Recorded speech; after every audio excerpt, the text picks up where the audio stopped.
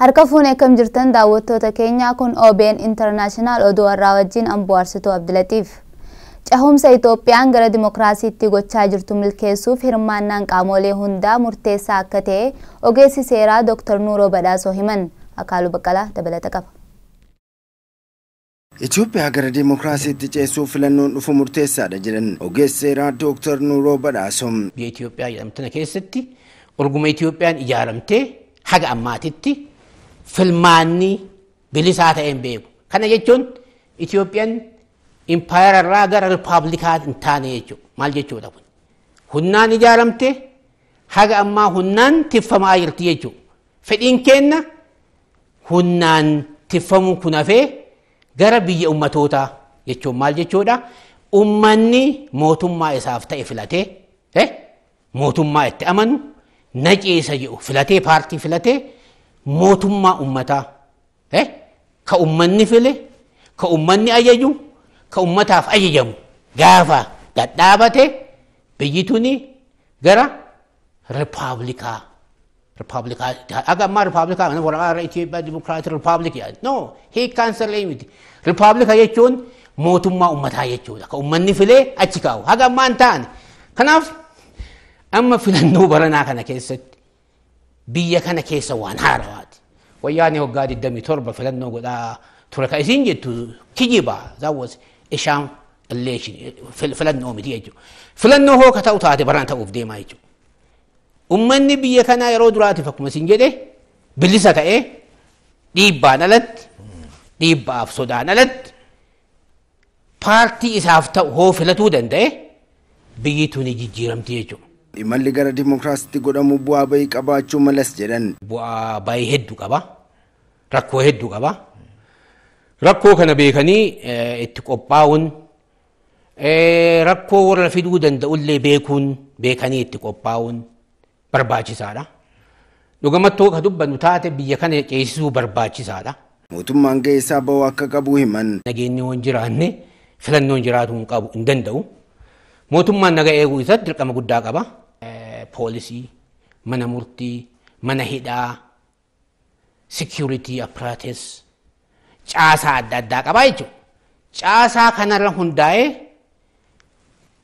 biyya tana murteessaa ka ta'e filannoon waan dhufaa jiruuf filannoon kun akka karaa nagaatiin deemu mootummaa irraa dirqama guddaa eegama jechuudha.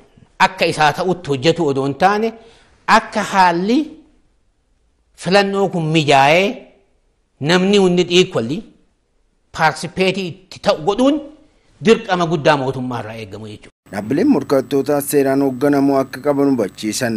Paartiin morkatootaa illee dirqama qabani. Seerri jiraatuu qaba.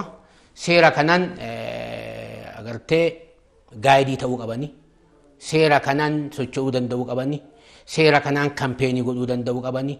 Seera kanaan na filaa gaafa dhufu seera hundaanii fair and free election kuni akka ta'uuf dirqama isaan irraa eegamu isaan illee bahuu qabani.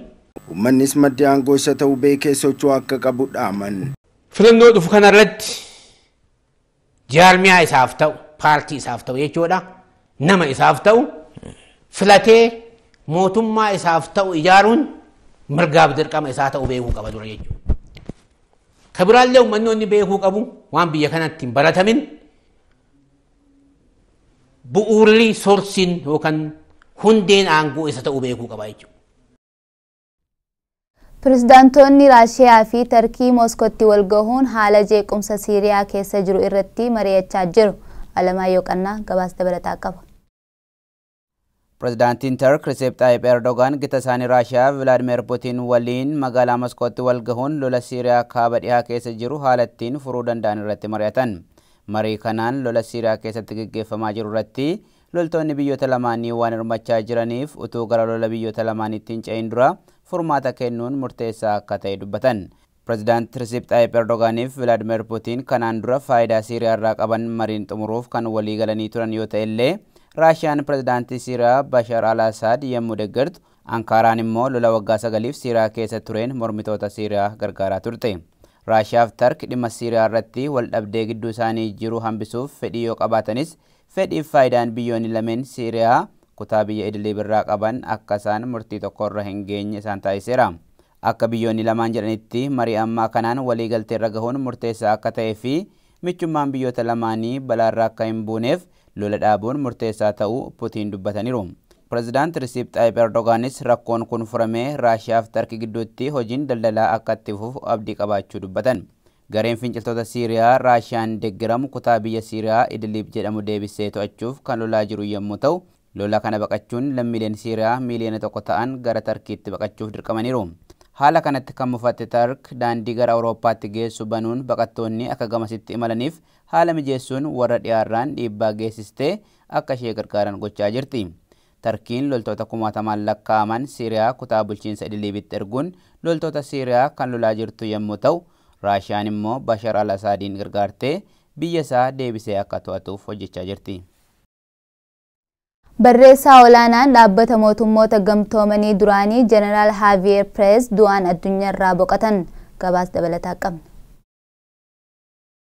Hoogganaan dhaabbata mootummoota gamtoomanii duraanii Haaviyeer Pirees lola Iraaqii fi Iraan gidduutti bara 1980 hanga 88 gaggeeffamaa ture dhaabsisuu irratti nama shoora guddaa bahan yoo ta'an waggaa 100ffaa isaaniitti addunyaarraa boqotanii jiran. Jeneraal Haaviyeer Pirees yeroo lamaaf dhaabbata mootummoota gamtoomanii kan hoogganan yoo ta'u, erga aangoo sana gadhiisaniin booda dhaabbata sadarkaa addunyaa garaagaraa hoogganaa kan turanidha. Haaviyeer Pirees biyya Laatiin Ameerikaa keessaa hoogganaa dhaabbata mootummoota gamtoomanii ta'uun nama jalqabaati. Akka galmee seenaa isaanii irraa hubatamutti yeroo hooggansa isaanii keessatti Ameerikaa fi Libaanos gidduutti nageenya buusuuf hojii guddaa hojjechaa nama turanidha. Dhaabbanni mootummoota gamtoomanii ibsa baaseen Haaviyeer Pirees nama jabaa fi ejjennoo cimaa dhaabbata mootummoota gamtoomanii akkasumas addunyaaf dhiisanii deemanidha jechuun jajan. Egaan daawwattoota keenyaa oduun har'aaf qabannee dhiyaanni kanumaa gama keenyaan nagayetti.